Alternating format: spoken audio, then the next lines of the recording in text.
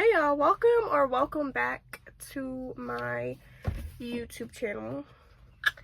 So today we are going to talk about the story time, as you read in the caption, about how I was homeless at 13 years old. I'm gonna say now we're in a much better situation. I am in a much better situation. We're all good now. So yeah, but let's get straight into it.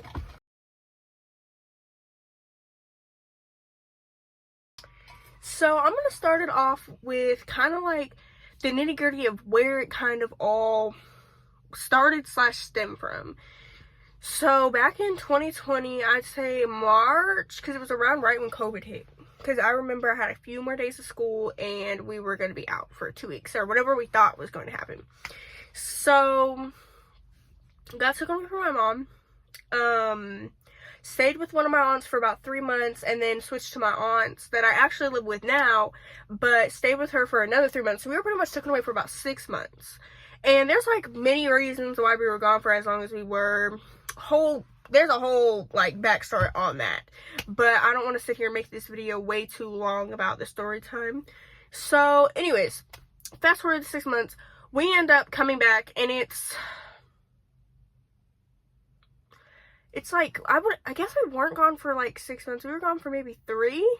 I can't really remember the exact timeline, but we ended up going back to my mom's house, and it was summertime. Yeah, because it had to be summer 2020, so maybe it was a little bit earlier before school was out. But anyways, it was summer 2020, and I went back to my mom's house. Mind you, I was having a blast. At that point, I was just living it up, like, and all this stuff, like, it didn't fully affect me, but it did at the same time. I don't know. So, having a blast summer 2020, and then it was like the end of summer, and me and my mom got in a pretty bad argument, and I ended up moving back to my aunts that I was with before, which, like I said, I stay with now. Ended up moving back here, and I was here a good fat minute. Like, I stayed here from around, so my whole 6th grade year, I stayed here, and I went to Eastgate. So I stayed here my whole 6th grade year, and then that summer, the summer after my 6th grade year, going into 7th grade. And at that time, that summer, a lot of things happened. That was 2021 summer. A lot of things happened with my family, and just a lot of outside effects in general. So it was the day before, because my mom wasn't giving up custody of me to my aunt, which made things a lot harder. But a day before I was going to go and get enrolled in the school district that I was supposed to be in, which was going to be Antioch Middle School, I ended up telling my aunt and uncle I want to go back to my mom's, because I felt a very much need to go back. I felt like a pressure, intuition, trust your gut, and I'm happy I did. I felt a gut feeling to go back, so that's what I did. So I went back to my mom's, and I was there. We signed me up for the 7th grade. I'm gonna be honest, so I went to 7th grade for a week, okay? Then, that second week, that second Monday of school, I ended up fighting somebody, okay? Got expelled, got charges pressed on me, all that. It's not funny. I don't recommend any of this. Don't take any advice from this whole story, because it's not any advice you want to take. Ended up getting not expelled. Ended up getting suspended, and then charges pressed on me. So yeah. And then after that, I really just said, like, forget school. I just stopped going. I really did. Like, I was just having fun with my friends, skipping school, whatever. Like, I was not caring. And honestly, with my mom was the factor of my mom being in this. She was doing her own thing, to say the least. She was kind of not worried about what I was doing. So that gave me, and also, like, I was one thing about my mom, she kind of just was like, oh no, you can't do this, and then would change her mind and be like, yeah, I don't even care. So I just lost respect for her all. Like, it was just, that was what it was. And then, so, okay, my mom for months said something about selling the house. Mind you, this is the house, like, me and my siblings practically grew up in. Like, we were all around, but this was like the main place like we would be at. So we were all kind of like, oh, whatever. Like, like, no, we're not selling our house. Like, are you crazy? So I'd say around the end of September comes around, and she tells us that we have about the weekend left to stay in the house. And I'm out one day, mind you. I'm out one day and doing the same thing I always have done, you know, being a fool. And I come back and my room is empty and everything's in a box. There's one box in my room. My bed's still there. My dresser's still there. But there's nothing in my dresser. Nothing on my bed. It's all in a box. And I'm like, what? So I talk to my mom. And I'm like, hey, like, what's up? And then that's what she tells me, we have the weekend to leave. So I'm like, oh, okay. So at that point, our lights are off. We have no water. Nothing's in the house. Like, everything is shut off because we're selling the house. And my mom already has the person that she's selling it to in line. Like, we know who we're selling it to. So I'm like, oh, okay. And I call my brother and I'm like, hey, we have 3 days to move out. Come get what you want. And he's like, and no one believed, like, that she would do it. Like, literally, I didn't even believe it. And so he didn't believe it either. So we get our stuff and we're staying at this hotel that's, like, right down the street from our house. And at that point, I do some crazy stuff. Like, I'm not going to even sit here and get into some of the crazy things because that's a different story for a different day. But I was doing some crazy stuff, and then we ended up having a few days left back in the crib. So we went back to the house. I had a whole bunch of friends over for, like, a goodbye to the house, and that's pretty much what it was. Like, it's all kind of a fever dream because it was just so fast, and it kind of just all went by so quick. But I remember my mom went and got a new car. With the money, because she got the money, went and got a new car, and we were at a hotel. Next thing I know, my mom wants to go to Florida, so that's what we decided to do. We ended up heading to Florida, make a couple pit stops in Kentucky and all this, get some money for my mom. Anyways, we ended up making it to Atlanta, Georgia, okay? Then, so it's nighttime, we have about 4 to 6 hours left till we get to Florida and the place that we want to be. So my mom tells us, she's like, hey, we just bought new outfits, okay? She's like, hey, wear those outfits I just bought you. I'm going to go out. And we're like, okay, you know, do your thing. You can go out, you know, we're in Atlanta, whatever. Like, not thinking much of it. We go to sleep. We wake up. She's not there. The people are like, you know, 11 a.m. checking out. So we get our stuff and we gather our stuff and we go outside and we realize our mom's not there. We go look for her car. Her car's not there. So we're like, okay, maybe she went and got breakfast. Like, we're genuinely trying not to think the worst. So we tell the people, we're like, hey, let us get our mom's stuff. Can we go in the room? This is our mom's room. Like, this, that, and the third. So we end up getting the stuff out of our mom's room. And now we're sitting outside and I'm just scrolling through my phone. And I have a message from Atlanta County Jail. And you have to pay for the message. Mind you, I didn't have any money on my phone or a credit card at the moment. So I was like, okay. So our mom's in jail. So our mom got locked up. So yeah. Mom got locked up. And then after that, we pretty much tell the hotel, we're like, listen, you got to give us another room. Like, I ain't gonna lie, like, this is a must. Like, we're not asking, we're telling you. And so they luckily had a copy of our mom's ID on file. We ended up staying in Atlanta, Georgia for like 5 days to a week. Just me, my cousin, my brother, and my little sister. Like, we're sitting in Atlanta, Georgia, not knowing, we're like everyone in our city, KC, is sitting there sending us money, making sure we get a hotel room, making sure we eat and all that.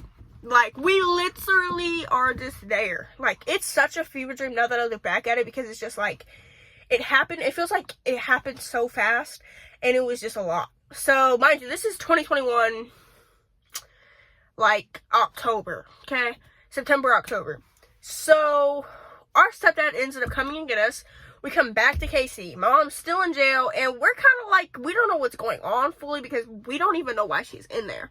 So, I end up going to my best friend's house, end up staying with her. My brother and sister, they do what they gotta do. I'm not gonna speak for them, because I'm not sure, like, their full story on it. I end up going to my best friend's house at the time, and I'm staying with her, okay?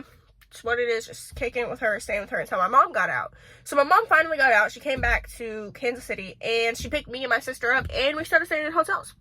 So this is kind of the beginning of being homeless. This is kind of the beginning of, this is what, no, probably like November, this timeline's November, December of 2021, being homeless. Like, this was this part of me being homeless. So we were living in hotels, and this whole time I'm sitting here telling my mom, like, are we getting a house? What do you plan on doing? Like, what are we doing? Like, I'm worried about the whole situation. I'm like, okay, so what's going on? What are we gonna do? Like, we're oblivious. We're oblivious to the situation. And she's just kind of like, not even like processing it. So, okay, we're living in hotels, and it becomes December 30th is my birthday. So it was my 13th birthday. And mind you, like, I'm lit, like, I'm about to be a teenager, you know, like, yeah. So I'm lit, and we ended up getting a nice hotel. My friends came over. I'm just living. Like, I'm literally just living day by day, because at this point, I have no control in what is going on. So, we end up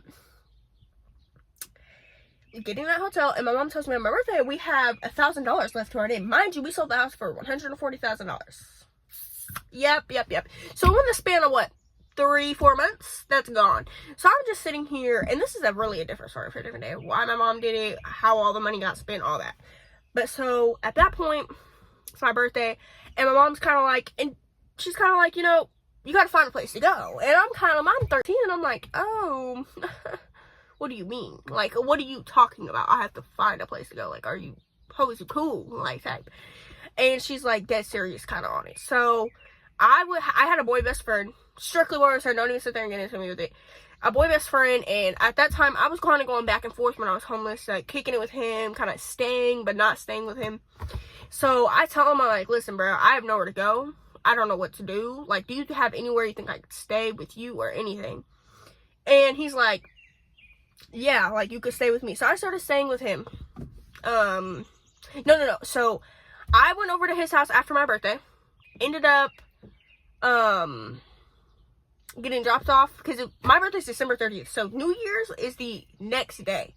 Like, New Year's Eve is the next day. So we went over there on New Year's Eve, kicking it with him for a little bit. La-di-da-di-da. Some shit sparks that night between me and him. But that's for, you know, a different story. So I ended up going to my best friend Kelsey's house, spending New Year's with her. And then I ended up going to his crib, going to his grandma's house.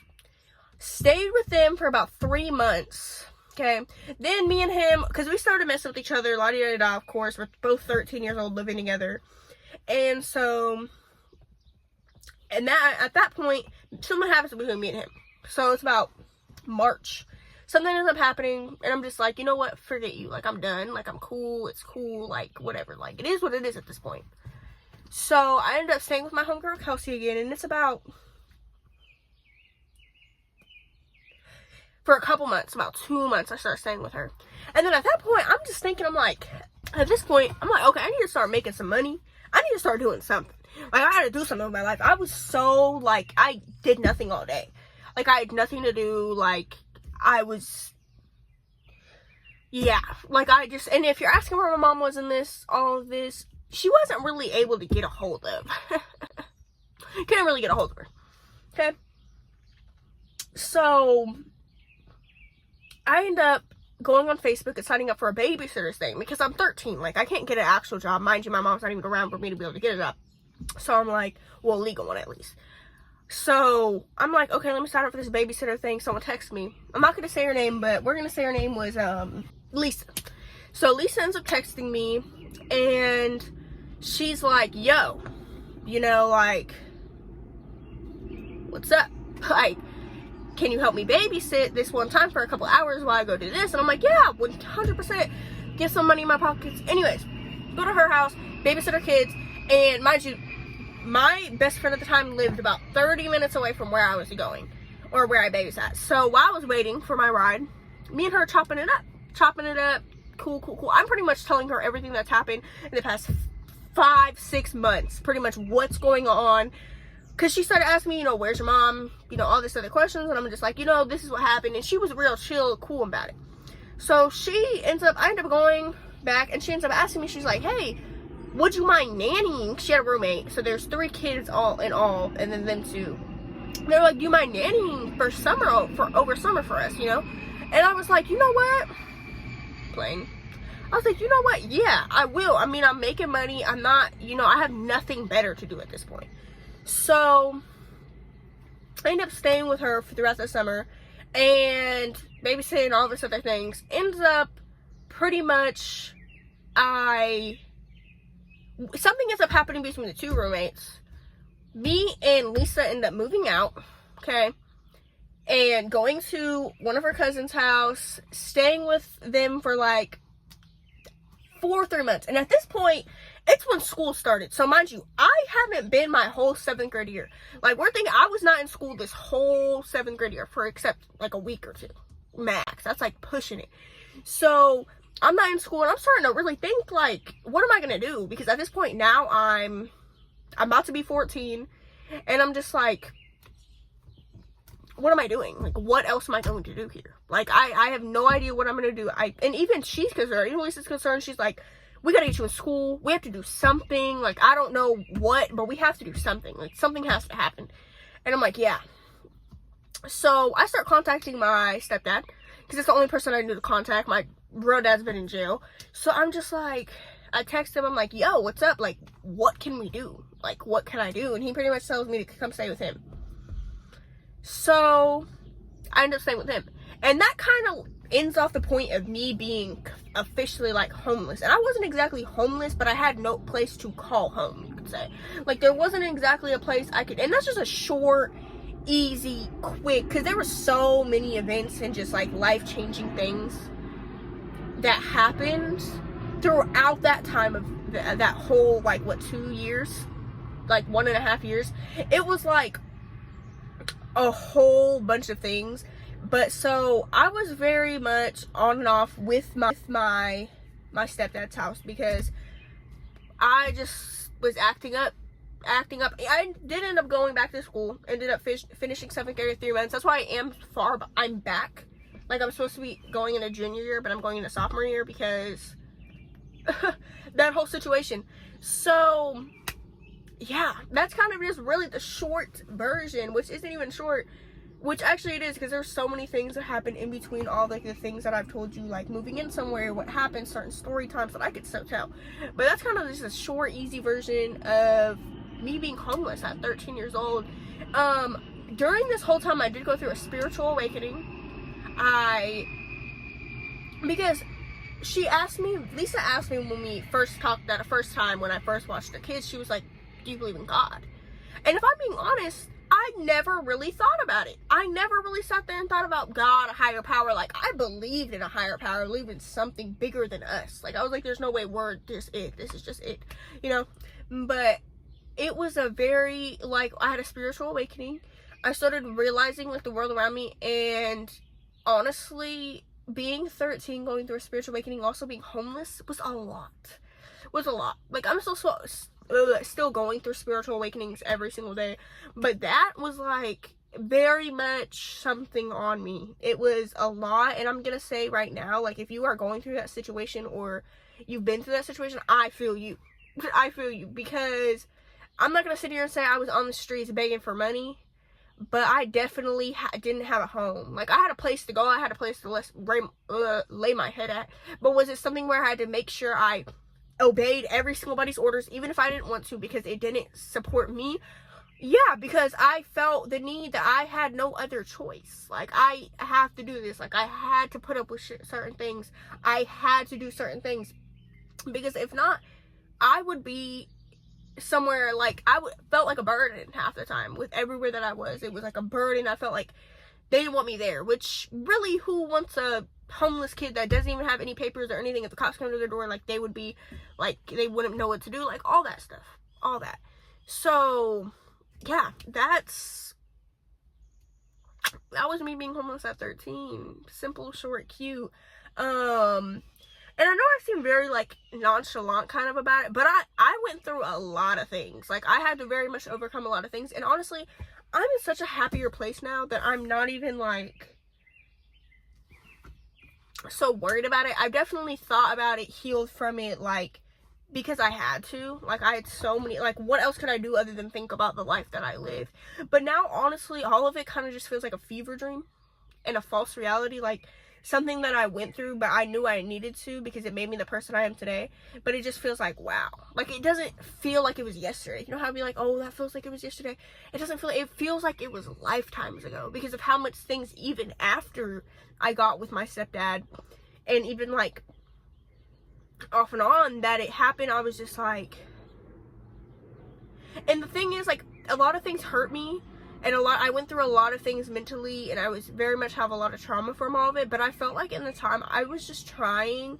I literally, like, I would be sad about something and be like, I can't even be sad about this and fully process it because I'm literally having to figure out, making sure I have a place to sleep at night, making sure I have food in my body, like, and I'm not saying, like, Lisa, my ex-best friend, my ex-boy best friend, like, all of those people played such a big part in this and really helped me through these things. Like, I give so much credit to them. But at the same time, my feelings was, like, just, like, felt very unwanted in every situation. Like, at that point, my mom wasn't talking to me. Never had a good relationship with my real father.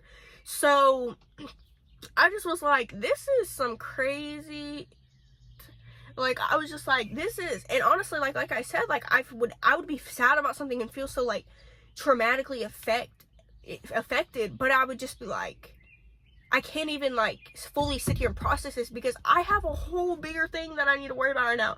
And yeah, so that's pretty much, that's a story, and there's a whole bunch of little stories in between those, but that's a little story of me being homeless at 13. So yeah, I'm so good now, though. Like, I live a great life. I have my own car at 16. I am in school. Well, it's summertime, but, you know, I'm doing so good in school. I have a job.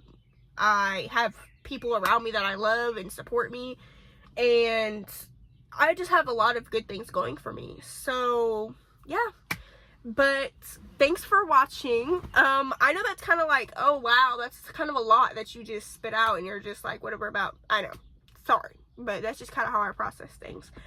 But thanks for watching. I hope to see you again, and don't forget to subscribe, like, comment. Yeah, comment if you've ever been through things like this before, or have some type of relation or relate to that in any type of way. But thanks for watching, guys. I'll see you guys in the next one. Bye.